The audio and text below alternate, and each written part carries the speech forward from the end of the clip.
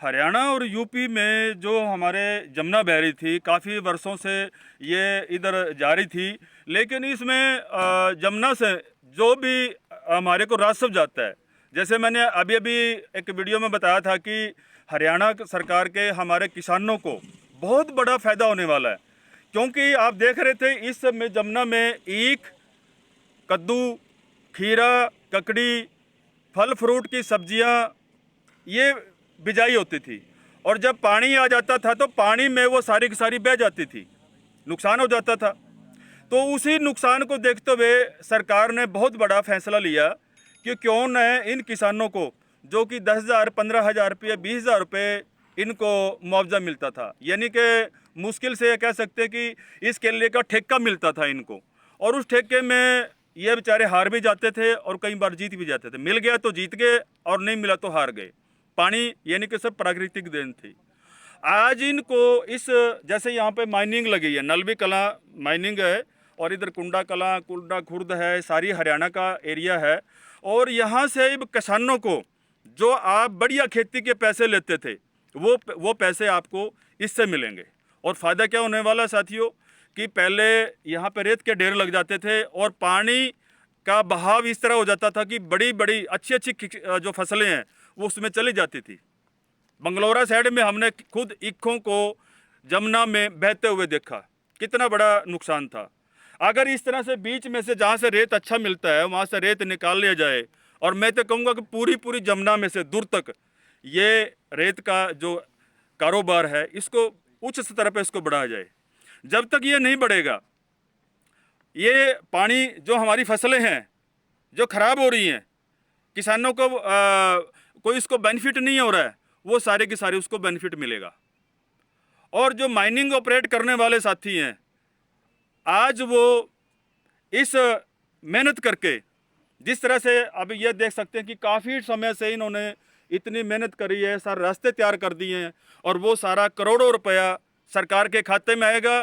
करोड़ों रुपया अगर सरकार के खाते में जाता है तो इससे फ़ायदा क्या होगा कि हमारे नदियां बनेंगी, हमारे पुल बनेंगे, हमारी ग्राम पंचायतें की चौपाल बनेंगी, गलियां बनेगी, नालियां बनेगा, सीवर बनेगा। ये सारे के सारे पैसे हमारे इस विकास कार्य में लगते हैं। हम कई बार इसका विरोध भी करते हैं। किसान भाई साथी सोचते हैं कि ये माइनिंग लग गई है, इससे हमारे को नुकसान होगा। साथियों, इससे किस बात का नुकसान होगा? ये पानी जहाँ से जाता है, जहाँ पानी जाता है, असली जो रेत होती है वहीं से गुजरता है, उसको निकाल रहे हैं, उसका रास्ता बना रहे हैं, और रास्ता जहाँ से जाएगा पानी वहीं से जाएगा, बल्कि हमारी खेती बचेगी और सरकार के खाते में करोड़ों रुपया जाएगा। जो साथी माइनिंग का कारोबार कर रहे हैं, उनका एक मेहनत है, उनके एक प्रयास है। रेत नहीं निकालेंगे हमारे मकान कैसे बनेंगे, हमारी जो निर्माण कार्य सरकारी हैं वो कैसे बनेगी? ये सब इन लोगों का प्रयास है। और इसी कड़ी में हमारे साथी जुड़े हुए हैं जिन्होंने ये प्रयास जारी रखा है, बहुत अच्छा प्रयास किया है। हम उनसे भी जानकारी लेना चाहेंगे। सर, क्या नाम है आपका? परमदयाल। परमदयाल जी, क्या कुछ कहना चाहेंगे? आपने ये जो माइनिंग का यहाँ से लिया है, आपने कैसे खोज करी कि यहीं से रेता निकलेगा और दूसरे गांव से कैसे निकलेगा? नहीं, ये हमारी खोज नहीं होती जी। ये हरियाणा गवर्नमेंट माइनिंग डिपार्टमेंट एक एरिया चिन्हित करता है जी। कि इस एरिया में वो वही अलॉटमेंट होती है उनसे। तो ये सारा गवर्नमेंट की अप्रूवल से सब कुछ होता है। तो वो अपने आप डिसाइड करते हैं? हाँ। तो ये कितने करोड़ रुपए का माइनिंग का आपने ठेका लिया है? ये एक साल का लगभग 23 करोड़ रुपए सालाना की रेवेन्यू पे लिया है। और लंबाई, चौड़ाई, गहराई वो हमें माप के देते हैं एरिया, जैसे 42.5 हेक्टेयर का है।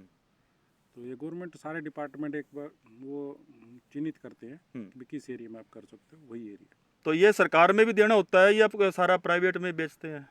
ये सरकार में नहीं थे, सरकार को तो सरकार ने तो बेच दिया। 23 करोड़ रुपए ले लिया और बेच दिया। उसके बाद वो रॉयल्टी लेते हैं कुछ उसमें से, हाँ, माइनिंग डिपार्टमेंट के थ्रू ही बिल बिकता है सारा कुछ। तो जिन जिन किसानों की जैसे जमीन आती है बीच बीच में, जैसे ये यहाँ से भी आपने देखा होगा यहाँ पे कुछ कुछ जमीन नहीं, जैसे पहले पानी चल रहा था, थोड़ा पानी था यहाँ पे, तो इनको कुछ नहीं मिलता था। तो इनको क्या बेनिफिट मिलेगा अब किसानों को? इनको कुछ तो सरकार देगी, इनको रेवेन्यू डिपार्टमेंट में क्लेम कर सकते हैं। कुछ ये डायरेक्ट, जैसे जो बेनिफिट हमारे से कॉन्ट्रैक्ट करते हैं तो हम उनको लमसम अमाउंट जैसे पर साल का पर एकड़ का वो इनको देते हैं। तो वो जो लमसम अमाउंट है वो जैसे आम जिम्मेदारा के हिसाब से देते हैं या कोई फिक्स किया जाता है? जैसे हमारे यहाँ पे नहीं 50-60 जैसे हज़ार रुपये हाँ किला चल रहा है। वो वही अमाउंट, लगभग वही अमाउंट। इनके खेत पहले चल नहीं रहे थे, बस वो चल हाँ, जो पानी में बाहर थे का- वो। हाँ वो बाहर का जैसा जितना 50-60 हज़ार रुपये का एक बाहर का होता है ना, वही रेट यहाँ पे पर एकड़ का दे दिया। तो ये 1 साल का होता है, तो एक अगले साल का। नेक्स्ट ईयर नेक्स्ट ईयर जैसे 5-10% बढ़ के मिलता है उससे। उसी तरह से मतलब बोलियां लगती है। ऑनलाइन किया था? बोलियां नहीं लगती। ऑनलाइन? बोलियां नहीं लगती। जैसे आपकी ज़मीन है, हाँ जी। आपकी ज़मीन इसके एरिया में पड़ती है, अगर आप चाहते हैं तो मेरे साथ डायरेक्ट कॉन्टैक्ट कर लें आप। नहीं चाहते हैं तो कोई बात नहीं, आप डीसी ऑफिस से, रेवेन्यू डिपार्टमेंट से हम वहाँ जमा करवाते हैं, वो क्लेम कर लो। जी, तो अभी देख सकते हैं कि भाई साहब ने बहुत अच्छी जानकारी दी है, क्योंकि इस जानकारी के अभाव के कारण हम भिड़ते रहते हैं। ट्रैलियां भर भर के डीसी ऑफिस में पहुंच जाते हैं, कहीं कहीं चले जाते हैं जी हमारे को माइनिंग तो बन गई है लेकिन हमारे को मुआवजा नहीं मिला, और मिला तो कहाँ मिलेगा। कई बार बीडीओ ऑफिस में पहुंच जाते हैं। लेकिन ये साथियों बहुत एक अच्छी जानकारी दी है। भाई साहब ने कहा है कि आप डीसी ऑफिस से भी इसको क्लेम कर सकते हैं, माइनिंग ऑफिस से भी इसके बारे में जानकारी ले सकती हैं। जिसको कहा जाए कि सीधा सीधा भाषा में कहा जाए तो सारा काम एक नंबर का काम है, क्योंकि इसमें कोई धोखाधड़ी नहीं है। जिन किसानों की ज़मीन आई है वो भाई साहब से, जैसे परमीर जी हैं, परमीर जी जैसे हमारा पॉइंट है 6 नंबर है, जी, ठीक है ना, तो वो हम वैसे तो हमने लगभग सबसे संपर्क कर लिया जो हाँ। हमारे उसमें है। हाँ जी, हाँ जी, बाकी कोई अगर कोई रह रहा है तो संपर्क कर लेगा, कोई दिक्कत नहीं तो हम खुद कर लेंगे। खुद कर लेंगे।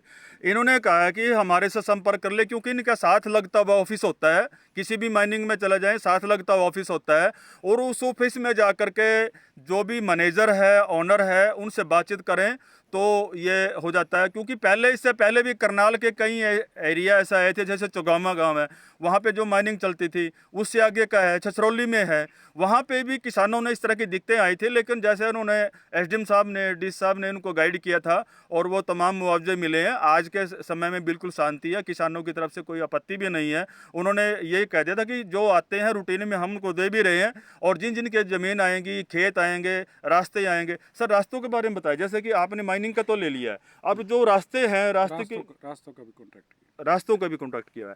आप देख सकते हैं रास्तों का जो, क्योंकि देखिए यहाँ तो ज़मीन आ गई है, माइनिंग की आ गई है, यहाँ तो रेत निकलेगा, लेकिन रास्ते दूर तक जहाँ पर सड़क जाती है, पक्के रास्ते तक मिलाने का जो काम है, वहाँ पे भी उन किसानों की ज़मीन आती है जिसमें गेहूँ फसलें, सभी तरह की फसलें उगाई जाती है। लेकिन वो रास्ते वाले किसान भी परेशान ना हो, क्योंकि रास्तों के लिए भी माइनिंग जो ठेकेदार है, कॉन्ट्रैक्टर है, उन्होंने देने का वादा किया है और वो दे भी रहे हैं। कुछों को दे दिया है। जो रहते हैं तो वो इनसे संपर्क कर सकते हैं। जितने भी हमारे श्रोता हैं, जितने भी हमारे दर्शक हैं, जो भाई हमें फ़ोन करके कहते हैं जी माइनिंग चली गई है लेकिन आज तक हमारे पास कोई वो नहीं आया, तो मेरे पास 5-6 लोगों के फ़ोन आए थे। हम लोग कल भी बिजी थे क्योंकि 12 संकल्प यात्रा चली हुई थी, कल भी हम नहीं आ पाए हैं।